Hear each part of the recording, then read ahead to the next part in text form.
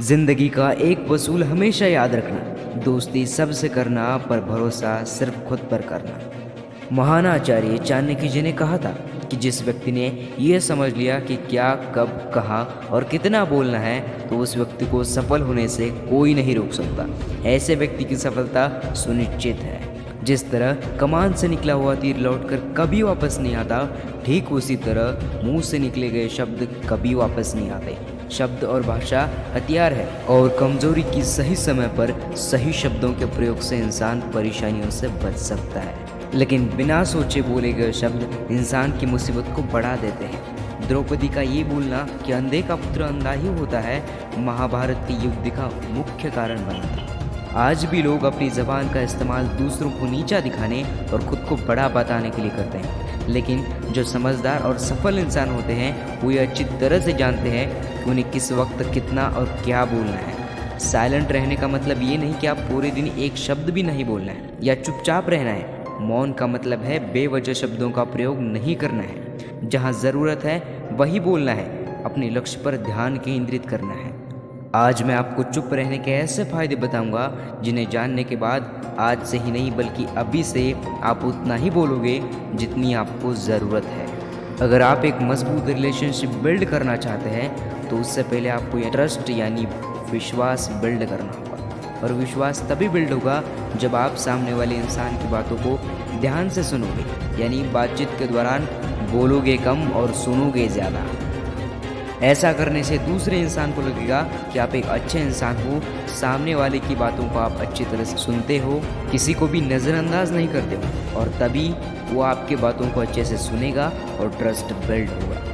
आपने ऐसे कई सारे लोगों को देखा होगा जो कोई प्रश्न पूछने के बाद रुकते ही नहीं, अपनी बकबक चालू रखते हैं या फिर दूसरों को बोलने का मौका ही नहीं लेते।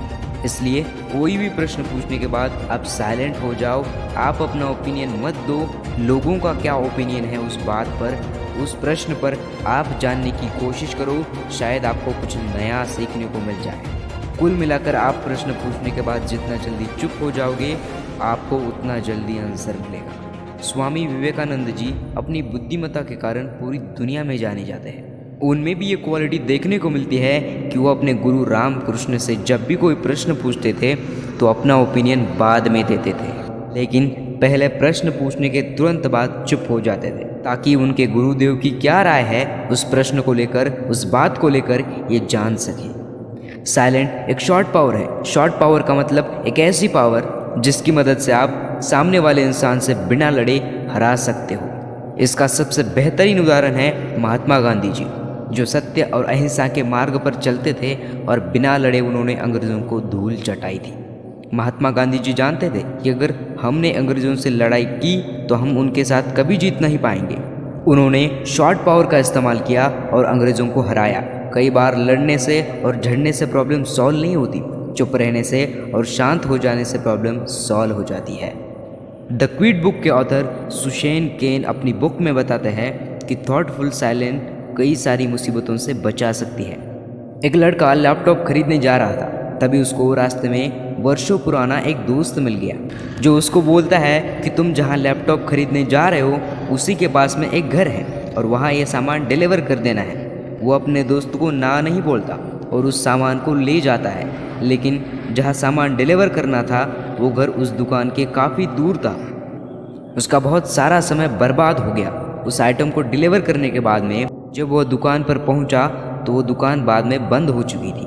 उसे अपने दोस्त के ऊपर बहुत गुस्सा आ गया। इसलिए हमेशा हाँ नहीं कहना चाहिए, ना कहने और साइलेंट के पावर को समझना चाहिए। तो दोस्तों, इन सभी बातों से आप ये समझ चुके होंगे कि साइलेंट में बहुत ज़्यादा पावर है। साइलेंट के पावर को कभी कम नहीं समझना चाहिए। साइलेंट आपको बहुत सारी मुसीबतों से बचा सकती है। इसलिए हमेशा याद रखना, साइलेंट के पावर को कभी कम नहीं समझना चाहिए।